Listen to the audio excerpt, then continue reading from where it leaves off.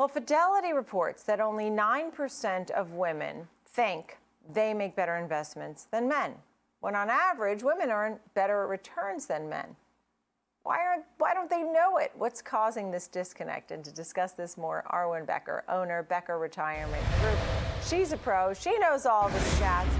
Why does it seem like, and that's the key, right? Seem like historically that women lacked confidence, but some of them really make some great decisions. What's going on here, Arwen?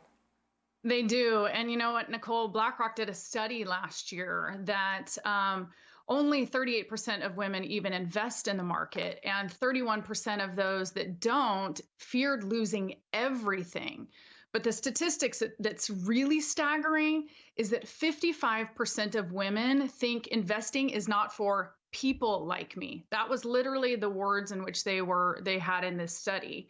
And that's the big question. And so us as an industry really have to ask, how do we help that 55% of women who don't even feel that they can get into this, that they have the confidence to make the right decisions? And I know, because I was a divorced 24-year-old who had made a man my financial plan. And I realized very quickly I couldn't allow somebody to be in charge of all those pieces for me. But there was still this disconnect from what I believed I could do versus what I actually was doing. And so that's really what I'm speaking towards. I'm speaking to the women who lack the confidence. And ultimately, we have to first figure out, well, first of all, you're not alone, but what do we need to do to provide that confidence as an industry, but also individually, what do we need to do?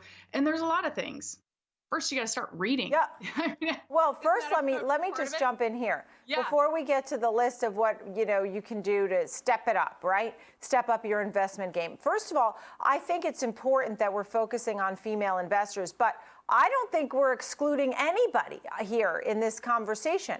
I think this conversation is helpful to all investors, young and older, maybe the not so young, divorcees, or, someone who has a lot of money or a little money. I think these tips that you bring to the table, Arwen, are always very, very helpful. I also think that when you always talk about how women are the ones who, are left with money, and then they have to quickly try and figure out how to figure out the money later in life. So tell us some of your tips that you find are very helpful to your clients. Yeah, well, first of all, believing that you can. I mean, that's that's the first step. Believe that you have the ability to get educated and make good decisions. And then trusting your intuition. And that's what you had led with in the beginning, is that women actually are really great investors because they make long-term decisions, they do more research. Then when they trust their intuition and they go with it, they actually make very solid decisions a lot of the time. But it's getting there.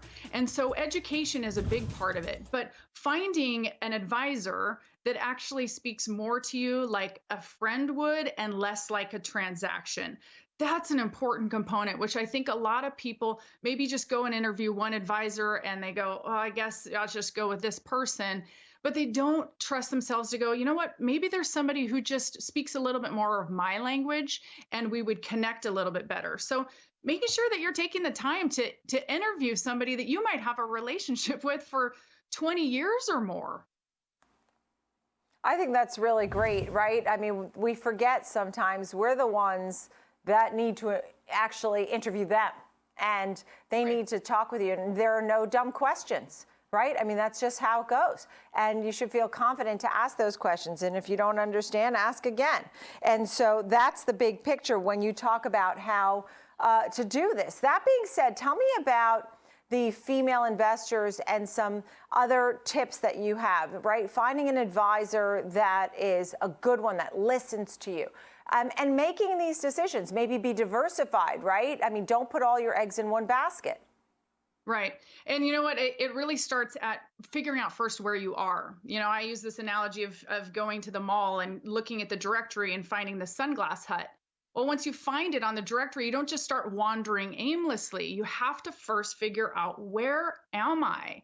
And it's the same for anywhere you're starting with your financial planning. Whether you have a lot of money and you've done pretty well, but maybe you actually haven't got a comprehensive plan. You first need to figure out, where am I?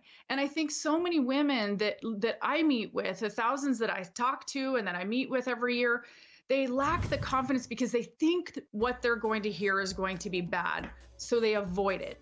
But we have to first know, with the pieces in my financial world, where am I? And then when you figure that out, where you're going becomes a lot easier. Yeah, and I think what you said at the beginning too, do your research, right? You make your decisions, do your research, rebalance, talk to your advisor often, and read a lot. I mean, take some interest in it, right? Yeah. Get the paper, look at the business section, etc. Arwen Becker, thank you. Owner of Becker Absolutely. Retirement Group. Always great to see you. Thank you, Arwen.